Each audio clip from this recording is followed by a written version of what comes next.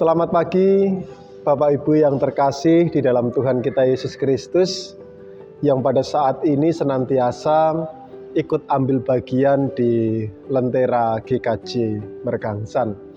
Kiranya kekuatan dan kesehatan yang daripada Tuhan senantiasa mengalir dalam kehidupan Bapak Ibu Saudara sekalian.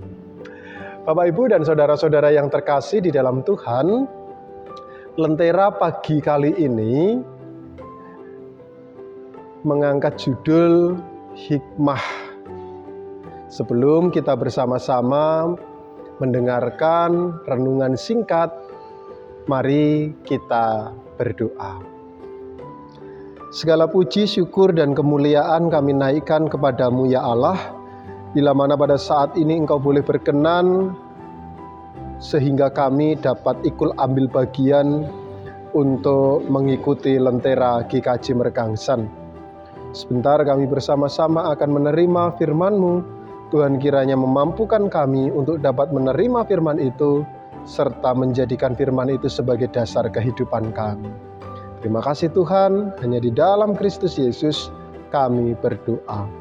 Amin. Bapak, Ibu, dan saudara-saudara yang terkasih di dalam Tuhan, firman Tuhan saat ini diambil dari Kejadian 45, ayatnya yang ke-5. Firman Tuhan mengatakan, "Tetapi sekarang, janganlah bersusah hati dan janganlah menyesali diri, sebab karena kamu menjual aku ke sini untuk memelihara kehidupan Allah, menyuruh aku mendahului engkau." Bapak, Ibu, dan saudara-saudara yang terkasih di dalam Tuhan, kembali lagi pada tema kita saat ini tentang hikmah. Kira-kira menurut Bapak Ibu, apa sih hikmah itu? Kemarin setelah saya mencoba untuk melihat arti atau definisi tentang hikmah itu, paling tidak ada 3 pengertian yang muncul dalam kata hikmah. Pengertian pertama, hikmah itu adalah kebijaksanaan yang dari Tuhan.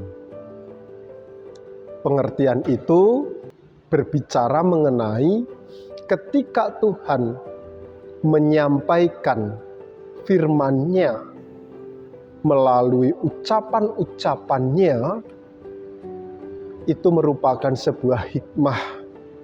Karena apa yang muncul dari ungkapan Tuhan itu merupakan kebijaksanaan.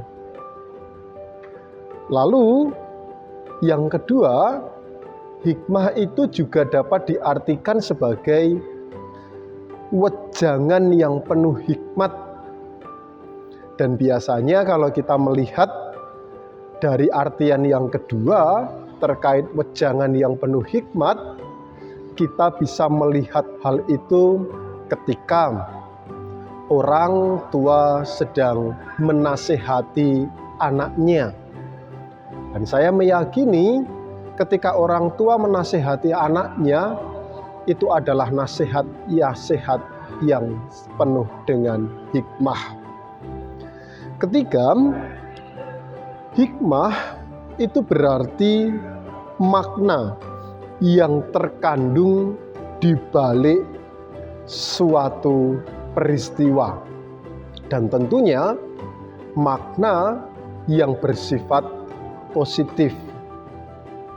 Misalkan, ketika kita sedang dilanda dalam permasalahan atau pergumulan kehidupan, kemudian kita bisa mencari atau melihat nilai positif di balik apa yang kita rasakan, itu juga disebut dengan hikmah.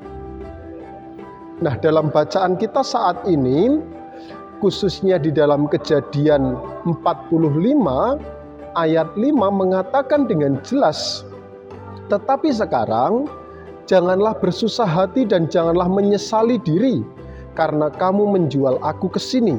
Sebab untuk memelihara kehidupanlah Allah menyuruh aku mendahului kamu.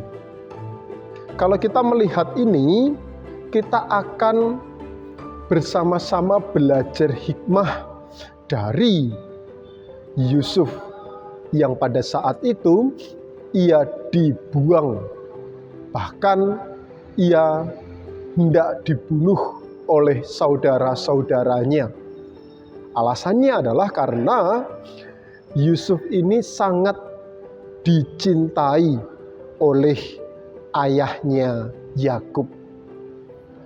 Kecintaannya itulah yang kemudian membuat iri saudara-saudaranya, dan akhirnya karena rasa iri yang begitu besar, Yusuf hendak dibunuh. Tetapi rupanya rencana itu kemudian tidak dilakukan. Yusuf akhirnya dibuang di sumur dan ia dijual ke Mesir untuk menjadi budak. Karena kasih berkat Tuhan, Yusuf justru menjadi pemimpin di Mesir. Dan dalam cerita itu,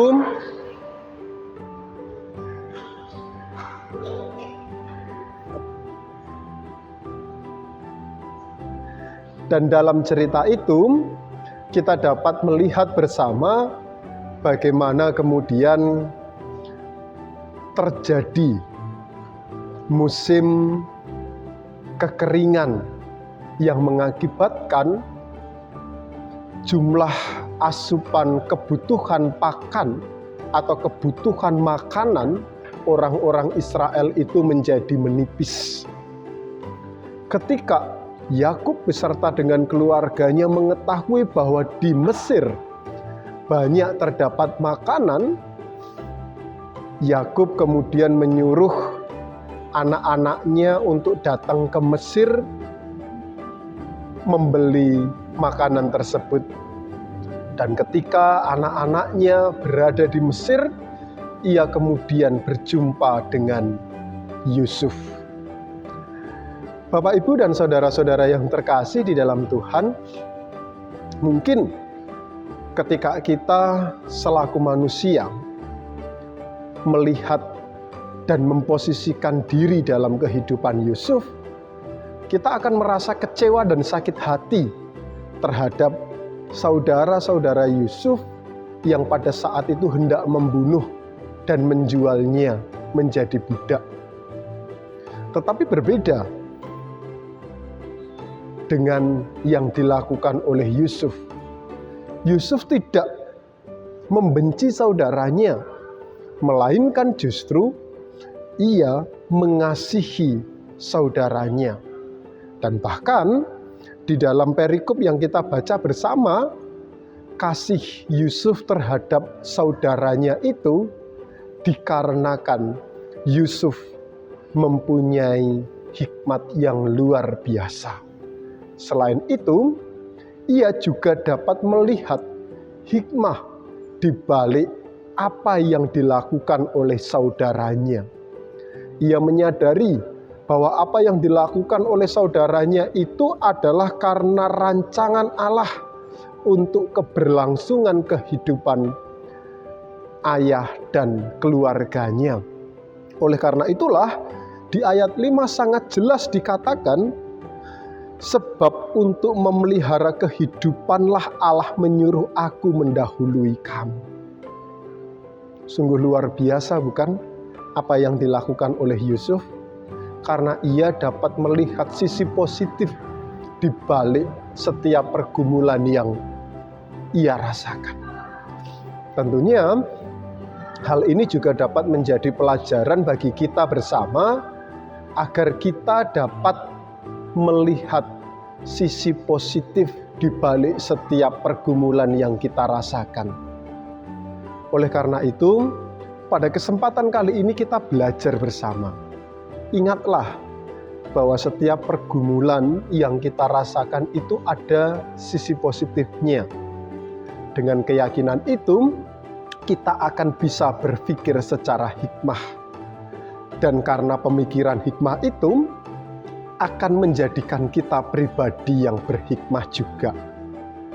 Mari kita setiap perkara melihat sisi positifnya dan menjadikan kita hidup semakin berkenan bagi kemuliaan Tuhan.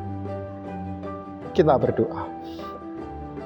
Tuhan Bapa Surgawi, saat ini kami bersama-sama bersyukur karena Engkau boleh mengingatkan kami tentang hikmah yang dapat kami lihat dan kami pelajari dalam kehidupan Yusuf. Ia dapat melihat sisi positif di balik pergumulannya. Dan tentunya jikalau itu kami lakukan juga dalam kehidupan kami, maka kami akan hidup sesuai dengan kehendak-Mu. Berkati, mampukan kami agar setiap perkara dan pergumulan dapat menjadikan kami melihat kebaikan di balik itu semua. Kami berdoa untuk Bapak Ibu Saudara yang senantiasa ikut ambil bagian di dalam lentera. Tuhan berkati, biarlah hikmah juga dinyatakan dalam kehidupan Bapak Ibu Saudara. Termasuk juga untuk gerejamu GKJ Mergangsan, biarlah hanya hikmah yang daripada Tuhan yang terjadi di tengah gereja ini. Kami berdoa juga untuk setiap pergumulan kami masing-masing. Biarlah kami terus dan terus belajar untuk melihat segala sesuatu yang baik yang Tuhan siapkan di balik setiap pergumulan itu. Terima kasih Tuhan, hanya di dalam Kristus Yesus kami berdoa. Amin. Bapak, Ibu, dan saudara-saudara yang terkasih di dalam Tuhan, selamat menjalani aktivitas, selamat merasakan berkat Tuhan, dan ingatlah selalu bahwa ada hikmah di balik setiap pergumulan yang kita rasakan. Tetap semangat, Tuhan Yesus senantiasa memberkati kita sekalian. Shalom.